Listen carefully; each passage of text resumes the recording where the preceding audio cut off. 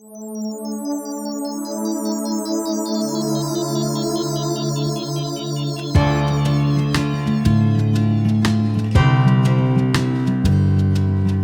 Pirie is a small city on the east coast of the Spencer Gulf in South Australia, 223 kilometres north of the state capital Adelaide. Port Pirie is the largest city and main retail centre of the mid-north region of South Australia. The city has an expansive history which dates back to 1845. Port Pirie was the first proclaimed regional city in South Australia and is currently the second most important and second busiest port in South Australia. At the 2021 census, Port Pirie had a population of 13,896. It is the 8th most populous city in South Australia. The city's economy is dominated by one of the world's largest lead smelters. It also produces refined silver, copper, acid, gold and various other byproducts. In 1915, the smelter was taken over by Broken Hill Associated Smelters and by 1934 had become the biggest lead smelter in the world. In 2014, the smelter underwent a $650 million upgrade, of which $291 million was underwritten by the state government to replace some of the old existing plant and to reduce airborne lead emissions drastically. Regardless of these upgrades, blood lead levels in young children continue to rise. In 2021, a report from the South Australian Health Department found an average blood level of 7.3 micrograms per decilitre in young children, compared to a finding of 5.3 in 2014, and an upward trend of airborne lead levels.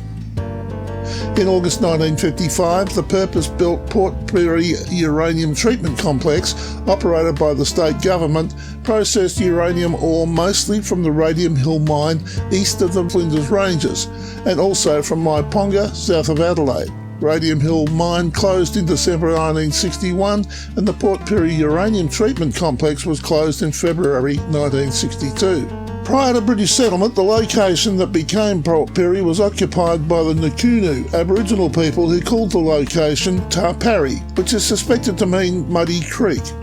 The first European to see the location was Matthew Flinders in 1802, as he explored Spencer Gulf by boat. The first land discovery of the location by a European was by the explorer Edward Eyre, who explored the regions around Port Augusta. John Horrocks also discovered a pass through the Flinders Ranges to the coast, now named Horrocks Pass. The town was originally called Samuel's Creek after the discovery of Muddy Creek by Samuel Germain. In 1846, Port Pirie Creek was named by Governor Robe after the John Pirie, the first vessel to navigate the creek when transporting sheep from Bowman's Run near Crystal Brook. In 1848, Matthew Smith and Emmanuel Solomon bought 85 acres and subdivided it as a township to be known as Port Pirie. Little development occurred on the site, and by late 1860s there were only 3 wool sheds on the riverfront. The locality was surveyed as a government town in December 1871 by Charles Hope Harris.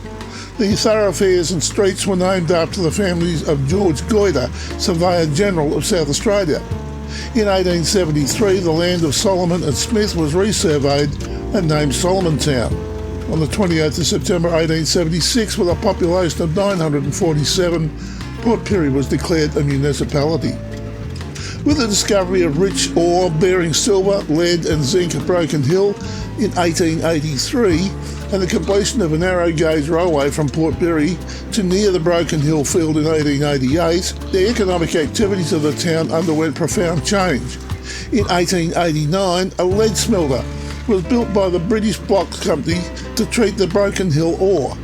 BHP initially leased the smelter from British Blocks but began constructing its own smelter from 1892. In 1913, the Russian Consul General, Alexander Abaza, reported that Port Pirie had a population of more than 500 Russians, mostly Ossetians, who had come to work at the smelter. At that time, the town supported a Russian language school and library. In 1921, the town's population had grown to 9,801. In World War II, 1941 to 43, a bombing and gunnery school was established by the Royal Air Force at Port Pirie. 22 men lost their lives there during training exercises. It was redesignated the 3 Aerial Observers School in December 1943. The city is characterised by an attractive main street and some interesting and unusual historic Cross the buildings. roundabout. Take the second exit.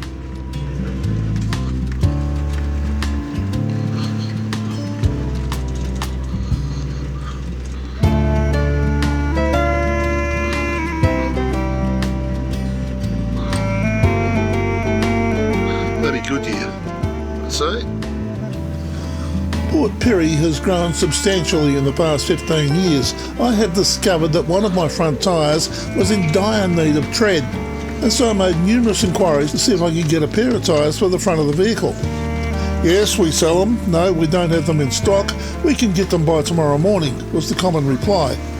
I was quoted $330 each for my tyres of first choice, and so I chose to move on and rethink my desires. I spoke to my son Brett, who had migrated from his Coopers to Kunos and was very pleased with them. I figured that I had done all the real tough off-road work that I wanted, and so decided to chase up a similar tyre. But no, they weren't going to be procured in Port Pirie. So I decided to move on and headed for Port Broughton.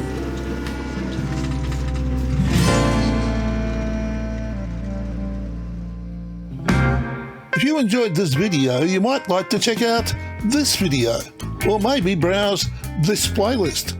There are over 700 videos just like these on this channel. Subscribe and hit the notification bell and we'll let you know when the next video is available. If you liked this video, hit the like button, comment, and feel free to share with your friends. Thanks for watching.